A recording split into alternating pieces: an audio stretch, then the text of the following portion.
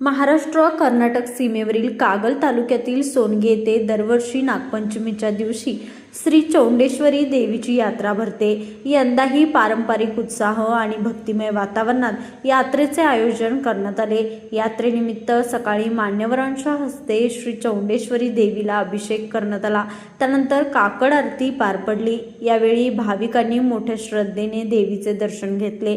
दरम्यान माजी खासदार संजय मंडलिक यांच्या प्रयत्नातून श्री चौंडेश्वरी देवी मंदिरासमोर उभारण्यात आलेल्या सांस्कृतिक सभागृहाचे उद्घाटन वीरेंद्र मंडलिक यांच्या हस्ते करण्यात आले। दिवसभर मंदिर परिसरात भाविकांची मोठी गर्दी पाहायला मिळाली। महाराष्ट्रासह कर्नाटकातील विविध भागातून भाविक देवीच्या दर्शनासाठी सोनगे येथे दाखल झाले होते। यात्रा काळात कोणताही अनुचित प्रकार घडू नये यासाठी मुरगुड पोलिसांकडून कडेकोट पोलीस बंदोबस्त ठेवण्यात आला होता। लाईव्ह मराठीसाठी मुरगुडहून सर्जेराव भाट।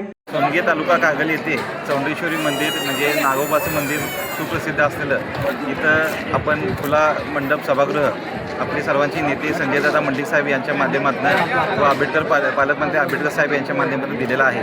खरं म्हटलं तर मागच्या वर्षी मी या मंदिराला जेव्हा भेट दिली होती त्यावेळी त्या ग्रामस्थांनी आमच्याकडे मागणी केली की इथं पावसाळा हा नागपंचमीच्या दिवशी असतो आणि त्यासाठी खुला सभागृह तुमच्या माध्यमातून व्हावा आणि आम्ही आज 1 वर्षानंतर ही वर्षपूर्ती निश्चितपणानं झालेली आहे। आम्ही आमचा शब्द दिलेला तो पूर्ण केलेला आहे। खरं म्हटलं तर नागोबाच्या मंदिरच्या आणि नागोबाच्या काहीतरी आम्ही कामे आलो याचा मला निश्चितपणानं आनंद आहे आणि आजच्या या मंदिरच्या खुल्या सभागृहाच्या माध्यमातून अजूनसुद्धा नागरिकांची मागणी आहे की पुढंसुद्धा जो खुला जे एक पॅसेज राहिलेला आहे तो सुद्धा आपण आपल्या माध्यमातून द्यावा। निश्चितपणाने येत्या वर्षभरामध्ये तो सुद्धा निधी देऊन हा पूर्णपणे म्हणजे नागोबाचं मंदिरचं परिसर काही काम राहणार नाही अशा पद्धतीचं काम मी निश्चितपणानं आम्ही सर्वजण करत आहोत।